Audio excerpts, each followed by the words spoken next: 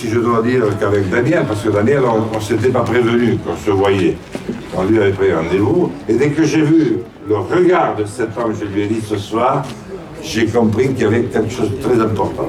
Je te donne la parole tout de suite pour que tu dises ce que tu fais. Merci Jean. Je voulais vous convaincre en quelques petites secondes que ce soir, on est en train de vivre un moment historique. Je vais dire quelque chose que le peuple a dit autrefois au roi. Le peuple a faim.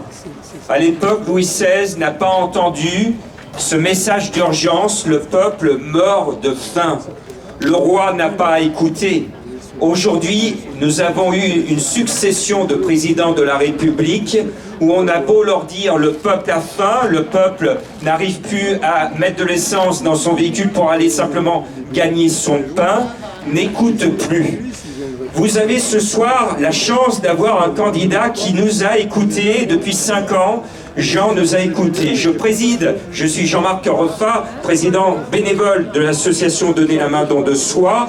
Et on crée un mouvement qui s'appelle Vivement la Victoire. Ça fait 10 ans qu'on est dans les rues de Lyon à aider ceux qui ont tout perdu, ceux qui meurent de faim et de soif.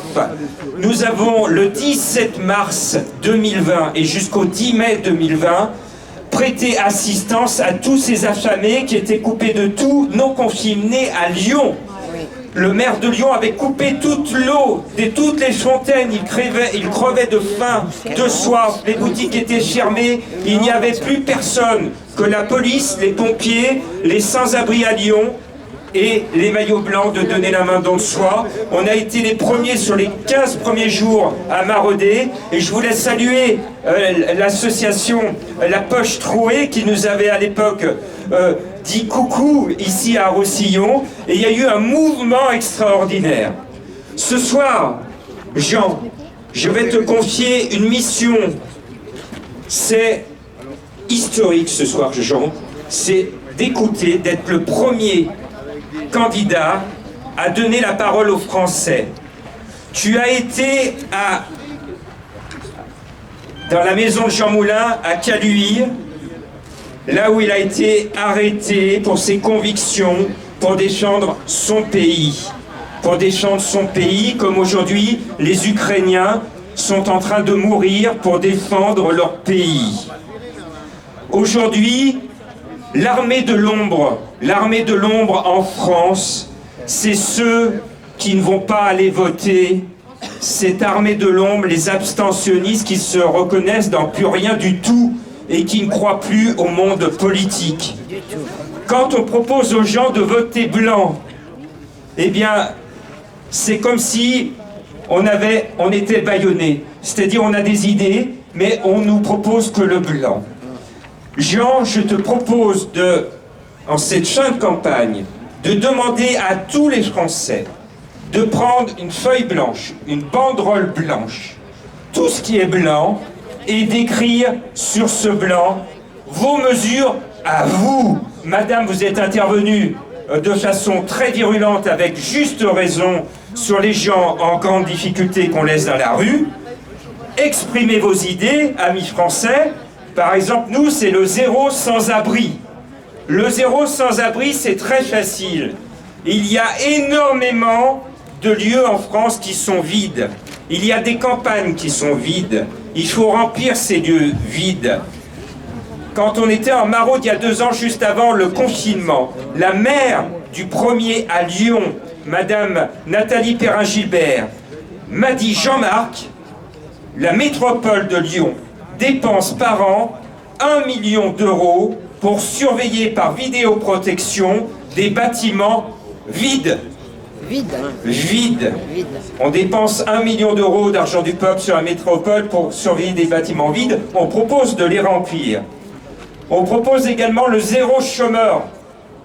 C'est possible, le zéro chômeur, de contribuer, que chacun d'entre nous, moi j'ai été au chômage dans ma vie professionnelle. On vit une époque où on passe tous un moment de pause et on est tous au chômage. Il faut que, même quand on est au chômage, qu'on puisse apporter une richesse au pays. Et vous, il faut que vous apportiez vos idées et il faut les donner à Jean. On parle beaucoup de la guerre. Il faut faire la guerre aux déchets, à la pollution, arrêter de polluer. On parle d'un régime de retraite. Pourquoi, dès qu'on parle de régime de retraite, des milliers de personnes se défilent dans les rues? Parce qu'on ne donne pas la parole au peuple. On ne donne pas la parole au peuple. La retraite, il faut d'abord nous proposer quelque chose. Et référendum, est-ce que la proposition de réforme convient au peuple? Si oui, le peuple dit oui. S'il dit non, il faut revoir la copie. Il faut revoir la copie. Nous, on a la solution du 100% bénéficiaire. C'est un capital retraite qu'on prend dès l'âge de 18 ans. Et on est sûr d'aller au bout parce que dès l'âge de 18 ans, on travaille, on cotise et à la fin, on l'a. Référendum obligatoire. Et je termine par la résolution du flux migratoire positif. Depuis 10 ans, j'ai des familles d'accueil à Lyon, sur l'agglomération, qui ouvrent leurs portes. Depuis 2 ans, malheureusement, un satané virus a fermé les portes de nos familles d'accueil parce que tout d'un coup, on avait peur d'abriter chez soi, en période de contamination, quelqu'un qui n'a aucune hygiène parce que le pauvre ou la pauvre est à la rue. On a perdu, en l'espace de 2 ans, toutes nos familles d'accueil. En l'espace de 2 ans, on a perdu toutes nos libertés. On nous a bâillonnés avec un masque. On nous a privés de du peu d'acquis social que l'on avait eu. On nous a fait peur de l'invisible. Les générations futures vont rire de nous. Parce que nos ancêtres, ils ont continué avec le choléra, la peste, toutes les grandes épidémies, la grippe espagnole. Ils n'ont pas eu peur. Et nous, nos politiques de tout bord et de tout pays, nous ont transmis leur peur. Alors je dis courage. Vous avez devant vous un homme qui est prêt à écouter le peuple français. Donnez-lui vos idées et Jean va vous faire la promesse d'écouter et de mettre en place ces idées. Je voulais vous dire que le peuple français, je salue les gilets jaunes. Vous avez été victime, et je suis journaliste. Vous avez été victime des médias.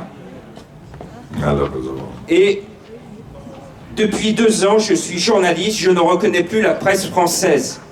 Ça, oui. Pendant la Deuxième Guerre mondiale, Jean, tu t'en souviens, un journal a décidé de se saborder pendant l'occupation, c'était le journal Le Progrès. Je suis journaliste au Progrès à Lyon. Mon journal s'est arrêté, s'est sabordé, pendant que le Nouvelliste à Lyon continuait à diffuser la propagande d'Hitler. Aujourd'hui, je pose des questions à mes amis journalistes. Réveillez-vous. Il y a eu beaucoup de fausses interventions, de fausses informations. Et aujourd'hui, quand on voit le traitement de la presse et des réseaux sociaux, la plupart se moquent de Jean. Alors que Jean est un grand homme. Il a fait une grève de la faim au risque de sa vie. Il en a encore des séquelles aujourd'hui. C'est un homme, un vrai. Citez-moi un homme politique qui a fait comme Jean, qui a marché non pas pour lui mais pour les autres. Jean, tu es un grand homme, on cherche l'homme providentiel. Réveillez-vous, peuple français, l'homme providentiel est devant vous, ici. Et en plus, la nature a fait que ça soit un grand homme. Jean, tu es un grand homme. Ce monsieur-là, il s'est baissé avec les sans-abri. Il leur a parlé, il les a écoutés, il leur a donné de l'importance. Parce que c'est pas ces gens, ils sont pas arrivés par hasard. Ils ont tous un vécu, ils ont tous un parcours.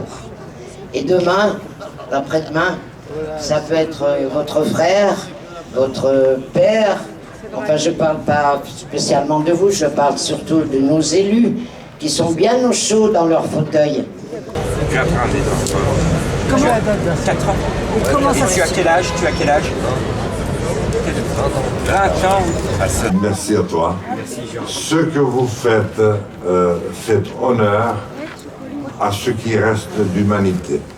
Je veux que la France retrouve un rôle qu'elle a perdu et qui lui fait cruellement défaut, mais qui fait terriblement défaut aussi à nos frères européens. Moi, je ne veux pas que la France soit une faiseuse de guerre, mais une maman de paix. Une maman qui met la paix au monde. Il n'y a rien de plus beau que cela.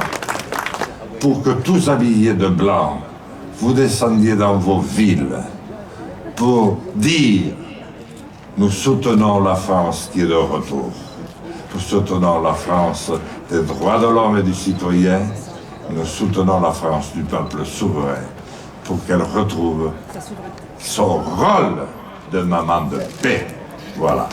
Et sinon, je n'ai rien à ajouter. Allons enfants de la patrie, le jour de gloire est arrivé. Contre nous de la tyrannie, l'étendard sanglant est levé. L'étendard sanglant est levé. Entendez-vous dans nos campagnes mugir ces féroces soldats qui viennent jusque dans nos bras, égorger nos fils et nos compagnes. Aux armes, citoyens, formez vos bataillons, marchons, marchons, que sang impur abreuve l'océan. Vive la capitale du RIC, vive la République, vive la France!